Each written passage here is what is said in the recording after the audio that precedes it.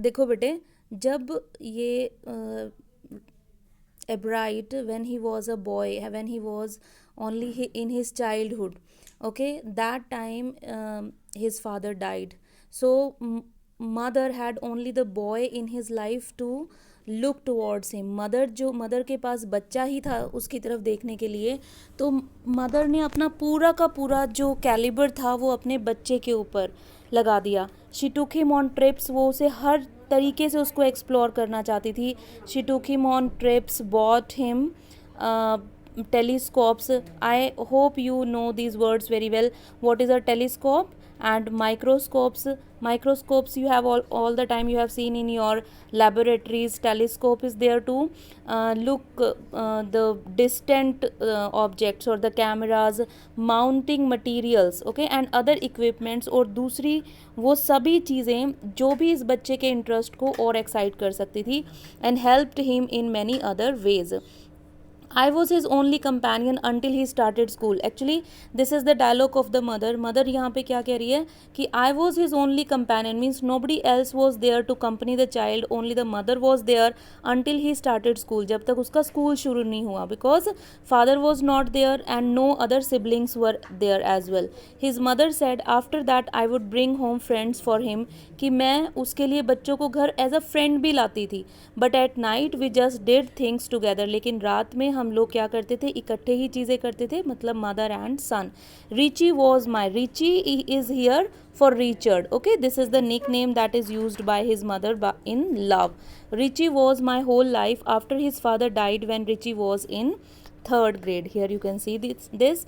She and her son spent almost every evening at the dining room table. If she didn't have things to do, अगर उसके पास कुछ करने के लिए नहीं भी होता था तो मैं उसके लिए काम देखती थी, मतलब मैं उसको कोई ना कोई चीज़ ऐसी देती थी जो उसके इंटरेस्ट को और आगे की तरफ लेकर जाए.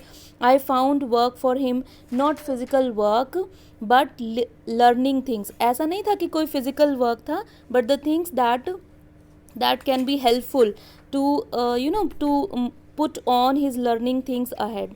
His mother said, उसकी माँ ने कहा, he liked it, और उसने इसे बहुत पसंद भी किया. and he wanted to learn, और वो हमेशा ही सीखना चाहता था और उसने सब चीज़ों को सीखा. and learn he did, okay, और उसने कैसे इन सब चीज़ों को सीख लिया. he earned top grades in school, उसने हमेशा स्कूल में टॉप ग्रेड्स को अर्न किया.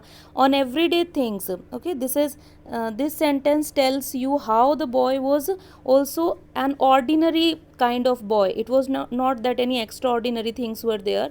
on everyday things he was just like every other kid, कि वो अगर हम आम तौर पर बात करें तो वो बिल्कुल दूसरे कॉमन बच्चों की तरह था. his mother said. By the time he was in the second grade, जब तक वो second grade में आया, Ebright had collected all 25 species of butterflies. You would not believe on this कि जब तक वो second grade में आ गया था तो उसने करीबन 25 ब्रीड्स जो थी बटरफ्लाइज की, वो उसने अपने अराउंड हिज होम टाउन, अपने घर के आसपास ही, होम टाउन के आसपास उसने फाइंड कर ली थी. See the following here you can see. Okay, ये सब जो हैं वो उनकी ब्रीड्स हैं, और क्या हैं, सब ब्रीड्स हैं, सब स्पीशीज़ हैं. That probably, I just first erase it, wait for a minute, that probably would have been the end of my butterfly collecting. और बच्चा अब यहाँ पर जब वो यंग है, जब ये आर्टिकल लिखा जा रहा है, तो this dialogue has been taken directly from there. That probably would have been the end, तो वो कहते हैं कि ये जो थी मेरी 25 ब्रीड्स की जो कलेक्शन थी, that was probably the end of my butterfly collection. He said, but then my mother got me a children's book. मेरी माँ मेरे लिए क्या लेकर आई, एक बच्चों की बुक. और बच्चों की बुक का नेम क्या था, the travels of Monarch X.